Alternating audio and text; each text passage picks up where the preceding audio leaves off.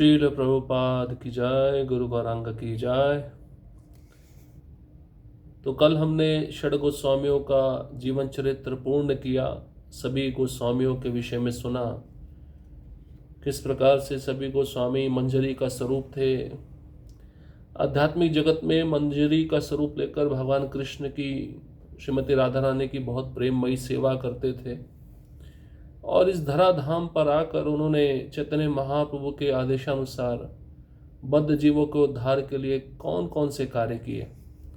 मंदिरों का निर्माण किया, विग्रहों की स्थापना की, जो लीला स्थली धामों में विलुप्त हो गई थी उसको पुनरुद्धार किया, ग्रंथ लिखे, तपस्याएं की और शुद्ध भक्ति का प्रचार किया। ऐसे महान आचार्यों के विषय में हमें सुनते रहना चाहिए, पढ़ते रहना चाहिए।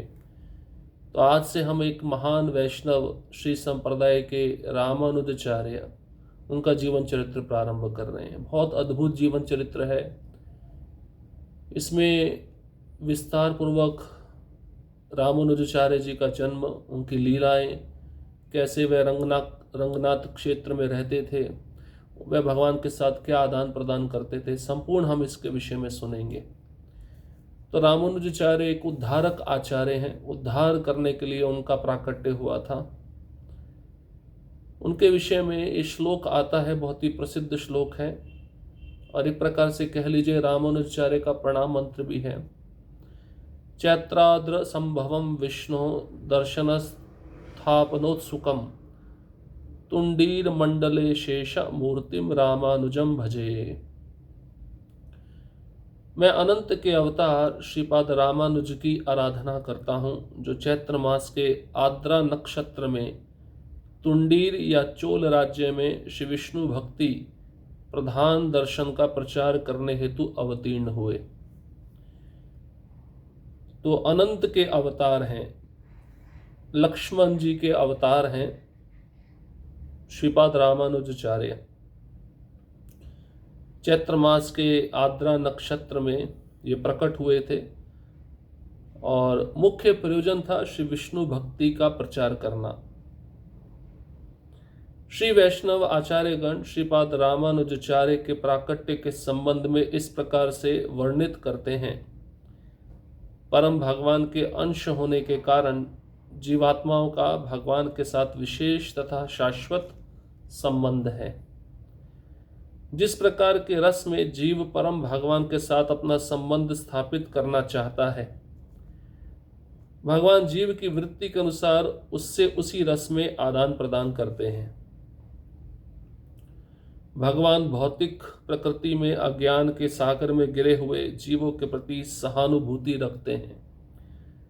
परम भगवान ने जीव के प्रति अपनी अहेतुकी कृपा के कारण इस भौतिक जगत की रचना की, ताकि व्यष्टि आत्मा भक्ति योग को संपन्न करके अंतिम समय में वैकुंठ धाम को लौट सकता है।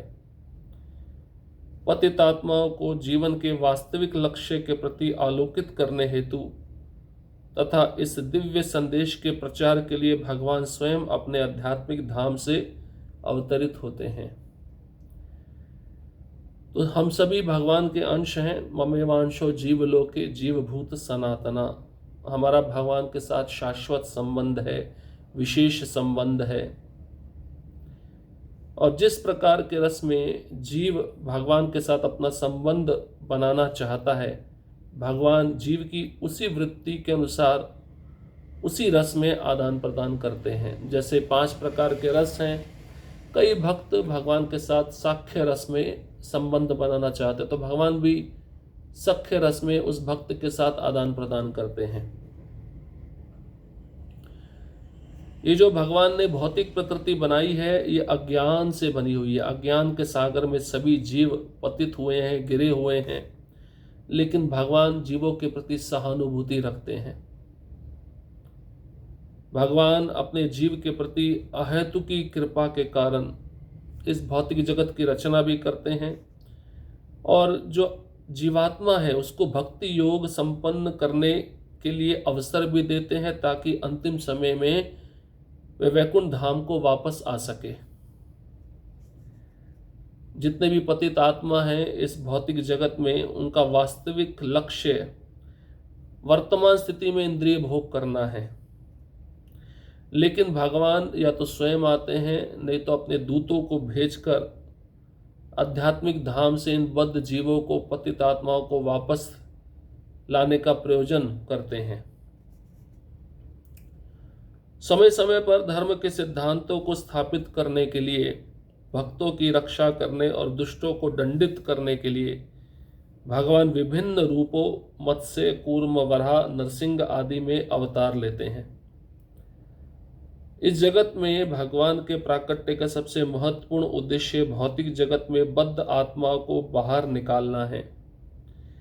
एक स्नेही और शाश्वत पिता के रूप में वह हमेशा हमें हमारे शाश्वत धाम वैकुंठ में वापस ले जाने के विषय में सोचते हैं। सत्व, रजो और तमोगुण वाले पुण्य और पाप कर्मों की रस्सियों से बंधे जीव भौतिक संसार में बारंबार जन्म लेते रहते हैं। इसके अतिरिक्त व्यष्टि आत्मा भौतिक संग के कारण अपने स्वरूप को भूल जाती है और अज्ञानता के फलस्वरूप स्वयं को विभिन्न प्रकार के भौतिक कार्यों में संलग्न करती है।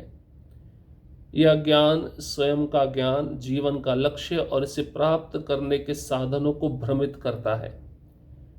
जीवों का मार्गदर्शन करने के लिए भगवान ने महर्षि वेदव्यास के रूप में अपने साहित्यिक अवतार में वैदिक शास्त्रों को संकलित किया, जिससे सभी दिव्य साहित्य का सर्वोत्तम उपयोग कर सकें और जीवन का उच्चतम लाभ प्राप्त कर सकें। तो जैसे समय समय पर धर्म की ग्लानि होती है, अधर्म बढ़ता जाता है, भगवान अपने भक्तों की रक्षा करने के लिए और दुष्टों को दंडित करने के लिए विभिन्न रूप में प्रकट होते हैं। मत्स्य अवतार, कूर्म अवतार, नरसिंह अवतार, वराह अवतार। सबसे महत्वपूर्ण उद्देश्य भगवान का इस जगत में प्राकट्य होने का यह है कि बद्ध आत्माओं को इस जगत से कैसे बाहर निकाला जाए, कैसे उनको अपने धाम में वापस लाया जाए। भगवान का मुख्य प्रयोजन इस संसार में अवतरित होने का यह है, क्योंकि भगवान कौन है? एक परम पिता है, स्नेही पिता है, अपने जीवों से प्रेम करने वाले पिता हैं और वह हमेशा अपने धाम में, जो वैकुंठ जगत है, उसमें अपने जीवों को वापस बुलाने के विषय में सोचते रहते हैं। जैसे पिता से पुत्र अलग हो जाए तो पिता हमेशा सोचता रहता है मेरा पुत्र वापस कैसे आए। ऐसे भगवान भी हमारे बारे में सोचते हैं, मेरे पुत्र जो मुझसे बिछड़ गए हैं वापस मेरे धाम में कैसे आए।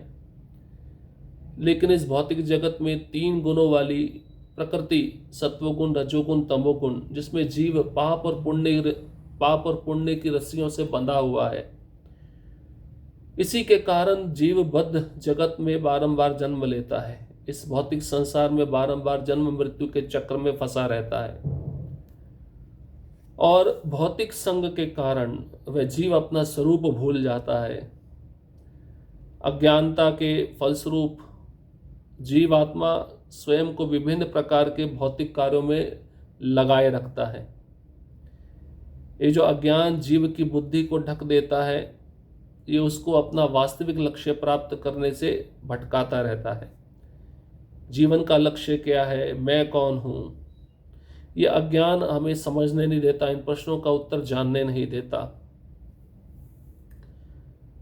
जीवों का मार्गदर्शन करने के लिए भगवान वेद व्यास के रूप में साहित्यिक अवतार लेते हैं, वैदिक शास्त्रों को लिखते हैं, जिससे सभी जीव इस शास्त्रों को पढ़कर समझकर अपने मनुष्य जीवन का सर्वोत्तम उपयोग कर सकें और जीवन का उच्चतम लाभ प्राप्त कर सकें, भगवान के धाम वापस जा सकें। क्योंकि शास्त्रों में तो यही बातें बताई गई है ना, मनुष्य कौन है, मनुष्य का भगवान के साथ क्या संबंध है, भगवत प्राप्ति करने के लिए उसको क्या क्या करना पड़ता है। यद्यपि संपूर्ण चतुर्युगों के दौरान भगवान ने देखा कि वे सभी आत्माओं को प्रबुद्ध करने और उन्हें श्री वैकुंठ धाम ले जाने के अपने प्रयास में सफल नहीं हो रहे हैं, जीवात्माओं को शास्त्रों का अध्ययन करने, उनके अर्थ को समझने और जीवन के शाश्वत लक्ष्य की ओर उन्नत होने में कोई विशेष रुचि नहीं थी। जब भगवान व्यक्तिगत रूप से इस जगत में उपस्थित थे, तब भी कई लोगों ने भगवान की सर्वोच्चता को स्वीकार नहीं किया था।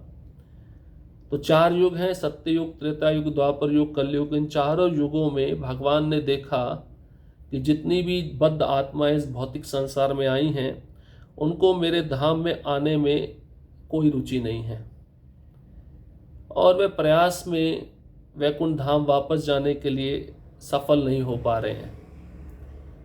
तो जीवात्मा चाहे शास्त्रों का अध्ययन करे, उनके अर्थ को समझने का प्रयास करे, जीवन के शाश्वत लक्ष्य की ओर उन्नत होने के लिए इनका कोई सफल प्रयास नहीं है, इनकी कोई रुचि नहीं है। अधिकतर हम देखते भी ना इस भौतिक संसार में सभी जीव अपने भोगों में लगे हैं, किसी को रुचि नहीं है सत्संग में आने की, भगवान के विषय में समझने की। तो भगवत धाम जाने की कहाँ से रुचि पैदा होगी? तो भगवान जब स्वयं अवतरित हुए थे इस जगत में, व्यक्तिगत रूप से आए थे, तब भी कई लोग भगवान की सर्वश्रेष्ठता को स्वीकार नहीं करते थे, जैसे कंस, हिरण्यकशिपु, रावण। यह स्पष्ट था कि जब भगवान स्वयं पृथ्वी पर प्रकट हुए, तब भी वे दिव्य मिशन को प्राप्त नहीं कर पाए। पूर्ववर्ती आचार्यों ने भगवान की अधूरी आशा की एक बहुत ही अनूठी व्याख्या दी है।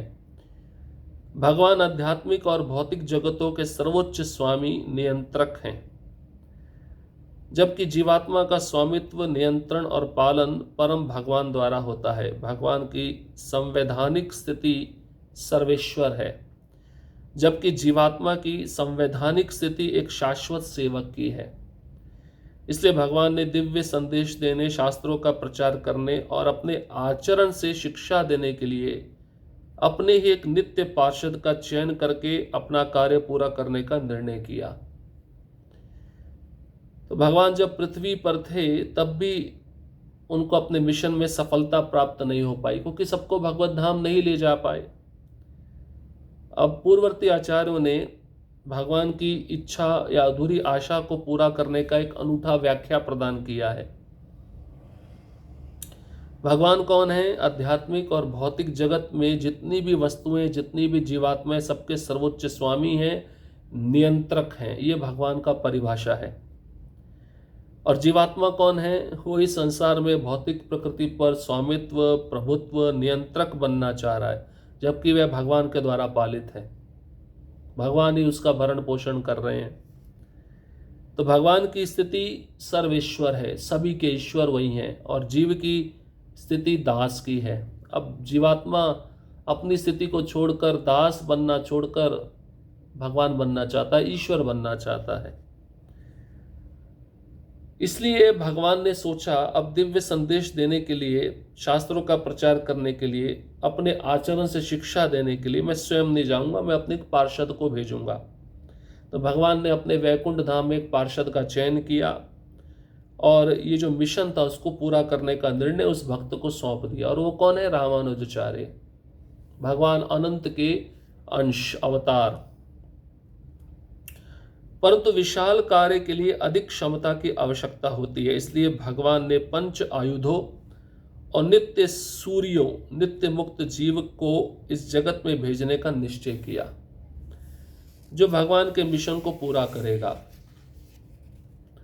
इस पर निर्णय लेने के उपरांत परम भगवान ने धरती पर ताम्रपर्णी नदी के तट पर आलवर नामक संतों को प्रकट किया, जो अपने प्रेम से भगवान पर शासन करते हैं और भगवान के प्रेम में सराबोर रहते हैं, जिन्हें प्रकट करने का उद्देश्य भगवान के विज्ञान का प्रचार करना और मानवता को शाश्वत गंतव्य की ओर ले जाना था। अब भगवान ने सोचा एक भक्त के जाने से तो कुछ होगा नहीं, अब मुझे एक टीम बनानी पड़ेगी, बहुत सारे भक्तों का एक समूह बनाना पड़ेगा, जिसके द्वारा मैं रामानुजाचार्य के साथ इन सबको भेज सकूं। और ये भक्त भी कौन है? भगवान के नित्य पार्षद हैं। तो भगवान के 5 आयुध और नित्य मुक्त जीव जो भगवान के धाम में रहते हैं, भगवान ने रामानुजाचार्य के साथ उनको भी भेजने का निश्चय किया इस भौतिक जगत में, जिससे ये सभी मिलकर भगवान का उद्देश्य मिशन पूरा कर सके। उद्देश्य क्या है? सभी बद्ध जीवात्माओं को भगवान के वैकुंठ धाम वापस लाना। तो ये निर्णय लेने के बाद भगवान ने इसी भूतल पर, इसी धरती पर ताम्रपर्णी नदी है दक्षिण भारत में, उसके तट पर आलवर नामक संतों को प्रकट किया। ये आलवर कौन थे? भगवान के आयुध थे। जैसे भगवान का कौमुदी की गदा है तो वो आयुध है। वो गदा एक भक्त का रूप लेकर इस पृथ्वी पर प्रकट हुआ। भगवान का धनुष का नाम है शांगपाणी। तो वह धनुष भगवान का नित्य पार्षद बनकर, रूप लेकर, व्यक्तिगत रूप लेकर इस धरती पर प्रकट हुआ। भगवान का सुदर्शन चक्र नित्य आयुध है। तो सुदर्शन चक्र एक व्यक्तिगत रूप लेकर, भक्त का रूप लेकर भगवान के धाम से इस पृथ्वी पर प्रकट हुआ।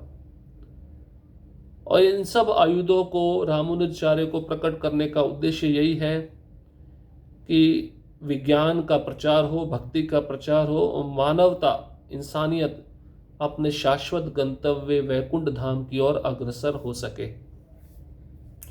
तो जिन भक्तों को भगवान ने प्रकट किया, सब भक्ति में सराबोर रहते थे, भक्ति में तल्लीन रहते थे। भगवान पर ये भक्तिमय प्रेम के द्वारा शासन करते थे और भगवान भी इनके प्रेम में मग्न रहते थे। ये इनकी दशा थी, ये इनकी स्थिति थी। भगवान अनंतः प्रिय सेवक। अलवारों के उपरांत कुछ शताब्दियों तक पृथ्वी धर्म से विहीन हो गई। लोग धर्म से और अधिक दूर हो गए। इस काल में कई प्रवचकों ने वैदिक शास्त्रों की अनुचित ढंग से मनमानी और गलत व्याख्या की और वेदों की सर्वोच्चता को स्वीकार नहीं किया। इस अवधि में अराजकता, भ्रम, भय, अज्ञानता का वर्चस्व था। लोग शुद्ध धर्म के ज्ञान से वंचित थे, जो अकेले ही जीवात्मा को परम धाम श्री वैकुंठ तक ले जाने में समर्थ हैं। ऐसी परिस्थिति में भगवान ने श्री वैष्णव संप्रदाय गुरु परंपरा में एक बहुत शक्तिशाली आचार्य की इच्छा की। एक ऐसा आचार्य जिसके प्रकट होने से ही पाप का नाश हो, जो जगदाचार्य की उपाधि को प्राप्त कर सके, भूमि पर प्रत्येक जीव का उद्धार कर सके, अपने आचरण द्वारा लोगों को शिक्षा दे सके, वेदों की प्रामाणिकता को पुनर्स्थापित कर सके। ऐसी इच्छा करने के उपरांत श्रीमन नारायण ने अनंत की ओर देखा। अनंत जो भगवान के सबसे गोपनीय और प्रिय सेवक होने के नाते भगवान की इच्छा को समझते थे, भगवान नारायण ने फिर अनंत को श्री वैष्णव परंपरा में अगले आचार्य के रूप में उपस्थित होने के लिए प्रतिबंधित किया। उन्होंने भगवान अनंत में अपने 5 आयुधों शंख, चक्र, सारंग, गदा और खड्ग की शक्ति को स्थापित किया। सर्वप्रथम अनंत ने स्वयं को मूर्त रूप दिया है। इसके अतिरिक्त उनमें पंचायुधों की शक्ति है। तो ये अलवार रामानुजाचार्य से पहले आए थे और अलवार जब आकर भक्ति का प्रचार करके चले गए तो काफी समय तक, बहुत शताब्दियों तक पृथ्वी धर्म से विहीन हो गई। लोग धर्म को छोड़कर अधर्म का सहारा लेने लगे और वैदिक शास्त्रों की गलत ढंग से व्याख्या करने लगे, अपने मनमाने ढंग से प्रस्तुति करने लगे। वेदों की सर्वोच्चता को वे स्वीकार नहीं करते थे। तो इस समय में अराजकता, भ्रम, भय, अज्ञानता फैलती गई। लोग अशुद्ध होते गए, अज्ञान में पड़ते गए और अकेले ही जीवात्मा को परम धाम श्री वैकुंठ तक ले जाने में ये सभी कार्य सफल नहीं हो पाए। अब ऐसी परिस्थिति में भगवान ने सोचा श्री वैष्णव संप्रदाय की स्थापना की जाए, गुरु परंपरा प्रकट की जाए, जिससे पाप का नाश हो और एक ऐसे भक्त को भेजा जाए जो जगदाचार्य की उपाधि प्राप्त कर सके।